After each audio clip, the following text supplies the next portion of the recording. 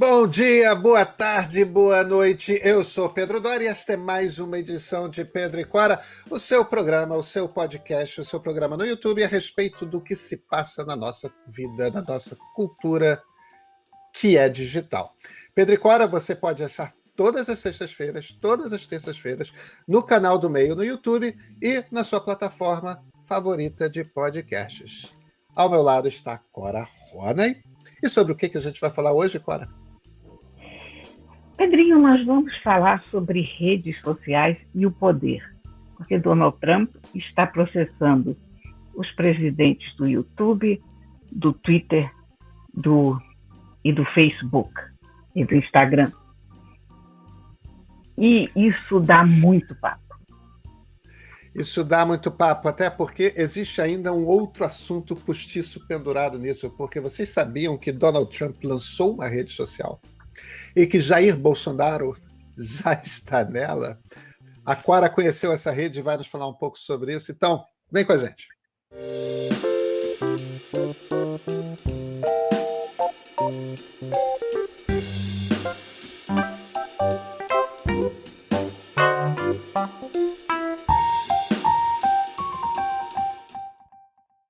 Pedro Doria, você sabe que o Trump resolveu processar absolutamente todo mundo?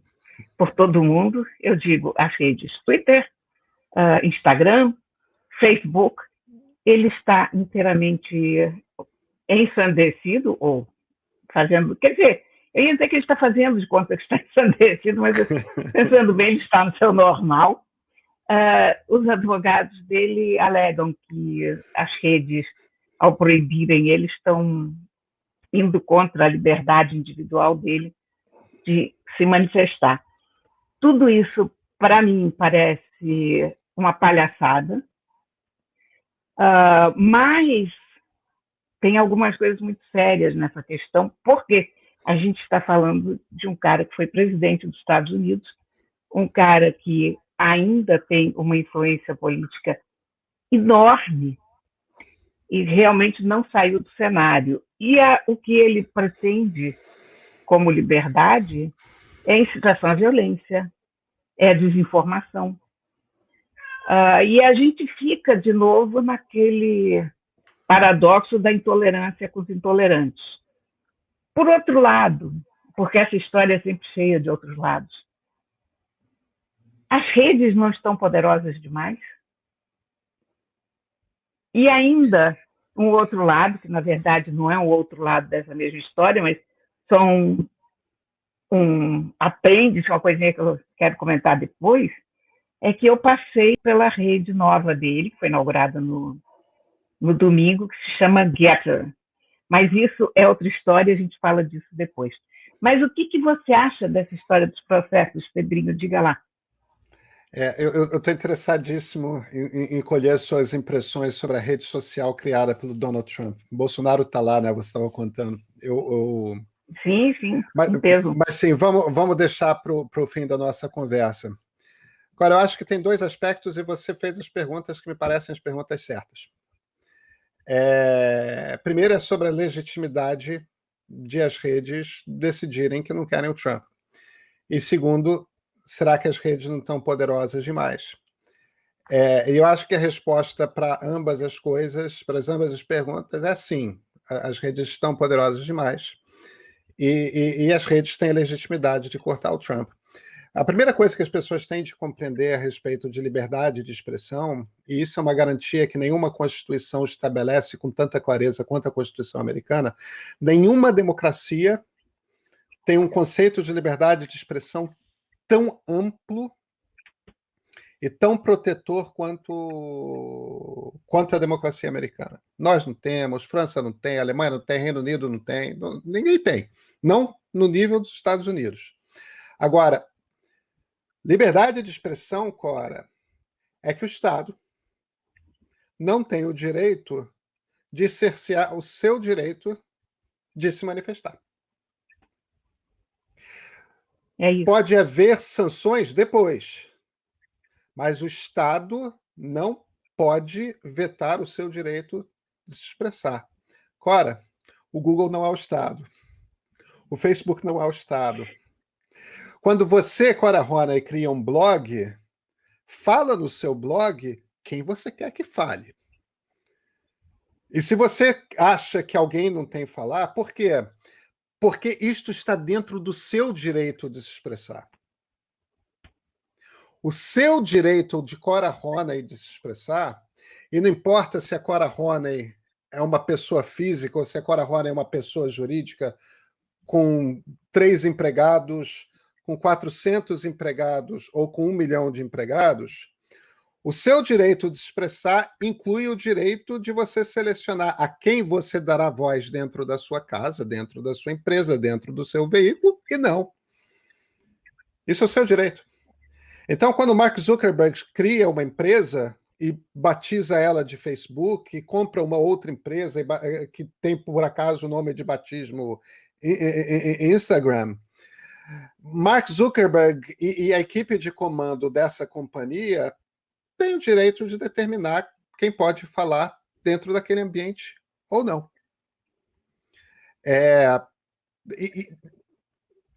Donald Trump não tem o direito inerente de entrar na casa de uma pessoa e falar o que quiser dentro da casa de uma pessoa. Não tem. O que ele tem o direito é de falar o que ele quiser. E aí esse direito ele tem, mas ele fala na casa dele. Ele fala no jornal que quer publicar o que ele quer publicar. Ou ele faz o que ele fez. Cria uma rede social dele. E aí estabelece as regras que ele desejar sobre quem que pode ou não falar nessa rede social. Agora, por outro lado, diga. Né? Essas redes, elas não são o Estado, mas elas são a praça pública, efetivamente. Uhum. É onde corre o discurso político contemporâneo. Então, elas vão além de uma reles associação de pessoas ou do papel de empresas, eu acho. Elas estão além disso. E eu acho que o que a gente ainda não tem é legislação que entenda isso. Isso não está... Isso ainda não foi traduzido para efeitos legais, né? Cora, aí eu acho que a gente tem uma situação que eu concordo com a sua afirmação.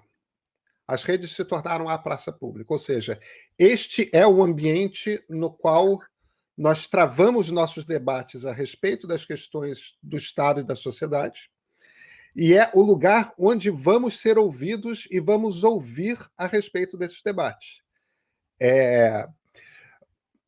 O problema é que nunca na história esse ambiente foi privado.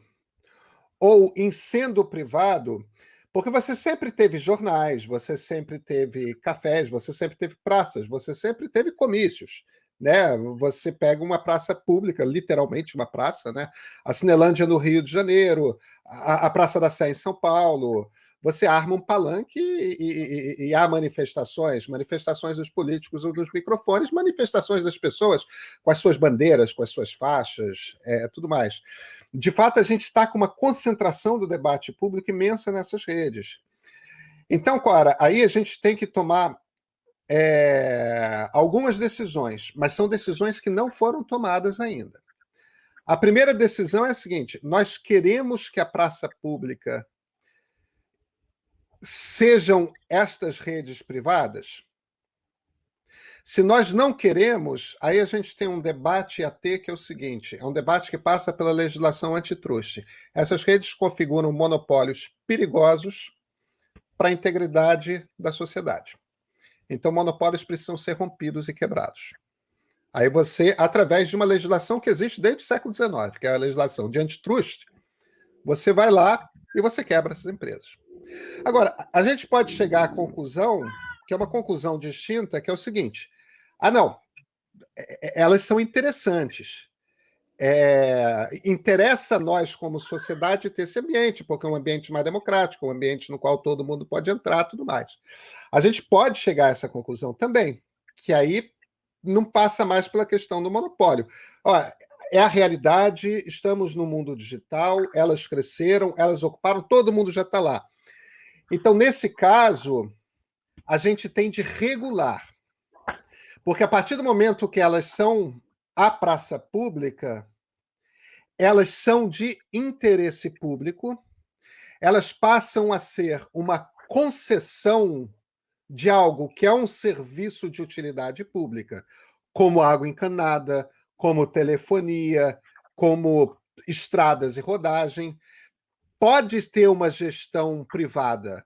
Muitas estradas são privatizadas. As empresas de telefonia são empresas privadas. Agora, canais de televisão aberto são empresas privadas, muitas vezes, e são concessões públicas. Por quê? Porque estão ocupando um espectro de ar que é limitado. Portanto, como poucas empresas podem ser, você faz uma concessão pública. Agora, quando você tem uma concessão pública, aí você tem regras, você tem regulamentos. Aí não é a empresa mais que pode determinar quais são as regras de manifestações ali. Por quê? Porque aí você não é mais dono daquele espaço. Você é uma entidade privada que está gerindo um espaço que é público. E aí a regulação é mais complicada, porque a regulação passa, inclusive, por nós definirmos, a sociedade, definirmos quais são os critérios dos algoritmos de inteligência artificial que distribuem o que é distribuído.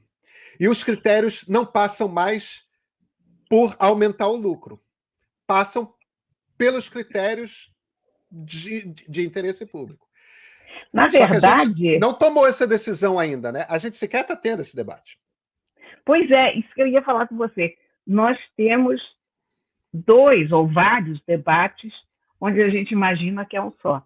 Porque, ao mesmo tempo, um debate que a gente precisa ter é até que ponto que se aceita a mentira pura e simples, a desinformação e a incitação à violência como parte de um discurso público válido. Não é porque o Trump tem o direito de incitar as pessoas a invadirem o Capitólio, o Bolsonaro tem o direito de dizer que a cloroquina cura a Covid. Nós estamos vivendo numa época muito incerta em termos de informação. Eu acho que o uso da expressão fake news é equivocado. Fake news não é fake news. Fake news é mentira, pura e simplesmente. Claro. Então, isso da gente dar nomes bonitinhos a coisas que todo mundo conhece por outro nome é muito perigoso. Eu acho, por exemplo, dessa coisa da nomenclatura, não tem nada a ver com isso que a gente está discutindo, mas quando você chama de rachadinha um ato de roubo do dinheiro público, você está diminuindo aquilo. Quando você chama de pedalada, você também está dando um ar gracioso a um vício político. E assim, quando você chama alguma coisa de fake news, você dá a impressão de que há alguma parte de news ali, de notícia. Não há uma mentira, é mentira que chama. Pronto. Cora, você sabe, quando eu estava nos Estados Unidos, na universidade, um dos cursos que eu peguei, porque isso me interessava particularmente, era um curso na escola de Direito de First Amendment, né? A primeira emenda, que é a emenda que estabelece a liberdade de expressão nos Estados Unidos, que é essa que é a mais ampla. E na verdade, essa é uma discussão, quando você... o presidente dos Estados Unidos tem o direito de incitar uma turba a invadir o Capitólio. Essa é uma questão em que não paira dúvidas a respeito de qual é a visão da Suprema Corte. E ele não tem.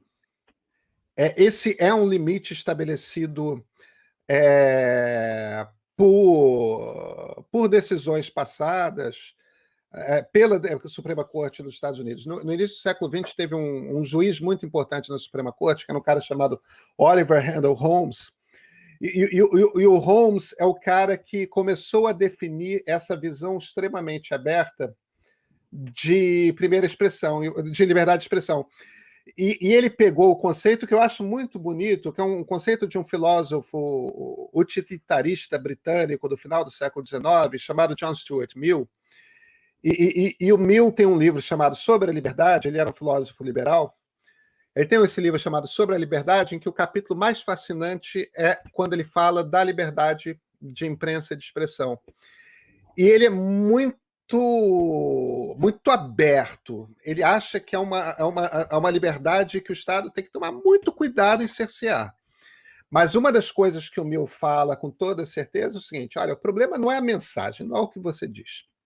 O problema está muito no contexto que você diz. Então, se a gente está... Esse é o exemplo que eu gosto sempre de dar, né?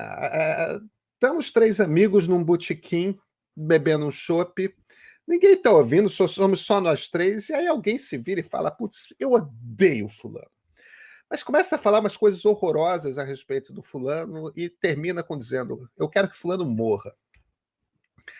Coisa muito feia de você falar, ainda mais quando vem com aquela vontade de que parece que você quer mesmo, né?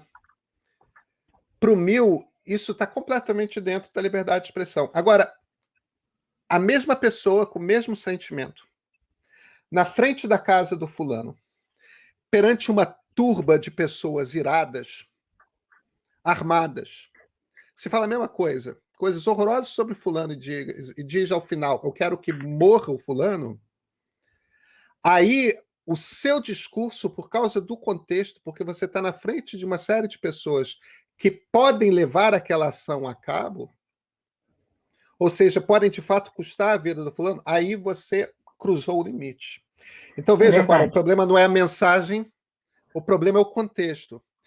Então, o que o Oliver Wendell Holmes diria é o seguinte: quando o presidente dos Estados Unidos, mesmo sendo presidente dos Estados Unidos, está na frente da Casa Branca, com toda aquela autoridade que ser presidente na frente da Casa Branca outorga a ele, cheio de bandeira dos Estados Unidos, pega para uma turma fanatizada e diz: vai lá, invade o Congresso e impede a homologação da eleição de Joe Biden, ele está cometendo um ato de incitação à violência. Isso é crime. Isso não. Essa invasão do Capitólio não tem muita discussão. Na verdade, eu acabei misturando alhos com bugalhos. Não acabei misturando, não, porque a incitação... Não, mas essa é uma questão que as pessoas têm dúvida mesmo. Mas a incitação da violência, essa incitação do Capitólio, que é muito claramente demarcável, ela veio apenas como cereja do bolo, como resultado de um crescendo de mentiras e de manifestações de ódio e de destemperança, né? Então, no fundo, acabou nessa consequência desastrosa. Agora, é muito complicada essa situação, porque é a coisa do paradoxo, de novo, né? O paradoxo da intolerância, da tolerância com os intolerantes. Até que ponto a gente pode ser tolerante com os intolerantes? Porque os intolerantes não têm essas delicadezas de raciocínio, né? Mas, Cora, eu acho que o Mill e o Holmes resolvem esse problema. Entende? Quando um presidente da República vai para o Twitter e diz para as pessoas irem para a rua, quando um presidente da República pessoalmente se mete no meio de uma multidão e puxa para baixo uma máscara de uma criança, ele está usando a autoridade dele para disseminar a morte. Entendeu? Quando o presidente da República chega e fala que não vai reconhecer o resultado de uma eleição a não ser que ele ganhe, quando um presidente da República incita os seus partidários, as pessoas mais fanatizadas, a não reconhecerem e a partirem para a violência, perante ordens de governadores, dizendo que é legítimo você se armar para resistir a uma ordem de um governador, quando o presidente... Esses são crimes que estão tipificados na legislação brasileira. Aliás, estão tipificados, inclusive, na Lei 1079 de 1950, que é a lei que estabelece quais são os crimes de responsabilidade que levam o presidente da República a sofrer impeachment. Então, sabe, eu acho que quando a gente fala de redes sociais, quando a gente fala do impacto delas, tem um bando de discussões aí que a gente está no início de ter. Agora, quando a gente olha para os atos, de fato, de alguém como Jair Bolsonaro, de alguém como Donald Trump, Não existe o debate sobre se é legal ou legal.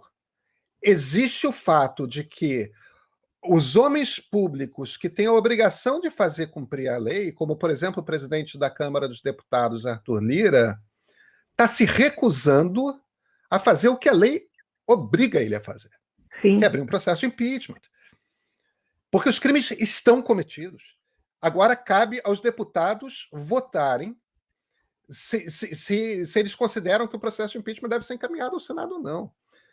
Sabe? Por isso que essa coisa me deixa um pouco tenso até, porque por causa disso, Cora, a gente acaba... Todos nós estamos fazendo isso o tempo todo. A gente às vezes confunde... Porque não dá para ficar calmo, a verdade é essa. Não dá, Cora. A gente tem o pior presidente da história da República. Tem. E é um cara que é um criminoso quanto mais. Você sabe, tanto o crime que levou ao impeachment da Dilma, quanto o crime que levou ao impeachment do Collor, são crimes que exigem você olhar as frases que estão ali na lei e interpretar. E é uma interpretação que cabe, porque, no fim das contas, os senadores são juízes, e aí é interpretação e o juiz decide o que a lei diz. No caso do Bolsonaro, os crimes que ele comete são literais, são aqui, tipo, é exatamente o que está escrito na letra da lei. Enfim. Cora, olha, mas e a rede social do Donald Trump, onde está Jair Bolsonaro? Pois é, porque eu acho que a essa altura Bolsonaro está com as barbas de molho também, né? Quer dizer, ele viu que o Trump foi expulso das redes sociais. É tão simbólico isso, ele foi expulso do convívio da sociedade civilizada, né? Não sei se o Twitter é sociedade civilizada. Tem, mas digo, do que se pretende como sociedade no todo, digamos. Ele foi banido da praça, né? Foi. Literalmente escorraçado. E Trump, eu não sei se foi exatamente o Trump ou o grupo do Trump, eles criaram uma nova rede social chamada Gather, e eu acho que é assim que se pronuncia, é G-E-T-T-R. Essa rede e a palavra em inglês quer dizer vamos nos unir, né? Exatamente, nos reunir. E o Gather, ele entrou no ar no dia 4 de julho, agora ele já foi invadido, aliás, estreou sendo invadido por um hacker que já botou coisas nas contas assim mais vistosas, tipo Mike Pompeo, esse tipo de coisa. Mas eu entrei lá e é a festa do ódio, cara, é impressionante. Porque é cloroquina na veia, tudo que a gente hoje se choca em ver numa rede social, a defesa aberta de medicamentos sem eficácia comprovada, como se diz sempre reiteradamente na imprensa. No caso da ivermectina e da hidroxicloroquina, a gente deve, inclusive, ir um passo além. A ineficácia é comprovada. Pois é. Mas, enfim, não tem eficácia comprovada. A eficácia é comprovada cientificamente, né? Pois é, mas não lá. Lá é um universo paralelo. Tem uma moça, por exemplo, dizendo que ela mora na Índia, que a família dela mora ao lado dessa favela enorme, e todo mundo ali se salvou porque tomou cloroquina. Enfim, esse tipo de alegação, assim, em área aberta. Todas as teorias conspiratórias mais malucas discutidas abertamente, como se fossem verdade, e é claro que o Bolsonaro está lá. A presença do Bolsonaro lá é exatamente igual à presença dele no Twitter. Eu não consegui distinguir, por enquanto, maiores diferenças. Eu acho que o Carluxo prepara aquilo e solta no Twitter, solta lá, solta em todo lugar. É uma rede na qual você pode entrar no mais absoluto anonimato. você não precisa dar nenhuma prova de que você é você. Você pega o teu telefone, você se inscreve, pronto, acabou. Não precisa nenhum e-mail para comprovar nada. Enfim, é uma terra de ninguém. A única coisa é que o teu nome fica associado àquele número de telefone, que eu acho que é a mínima garantia legal que a própria rede precisa em caso de alguma, sei lá, de alguma questão legal que venha a acontecer e a polícia cobre. Olha aqui, isso foi postado aí, afinal quem postou, então foi o número, saiu do número tal. Mas é só isso, não precisa mais nada. Então, é um lugar esquisito, viu? Um lugar estranho, cheio de gente esquisita, mas já tem vários milhões de seguidores e vai pegar, porque é uma rede francamente de extrema direita, conspiracionista, e eu diria que a galera toda que está sendo, a essa altura, advertida e punida, e com red flags e checada nas redes sociais, está indo para lá em massa. A longo prazo, eles, se ocorre um crime que foi planejado lá, provavelmente a empresa vai ter que responder judicialmente e tal. Quer dizer, a longo prazo, essa total falta de lei é uma coisa meio faroeste, né? É totalmente faroeste. Cada um por si.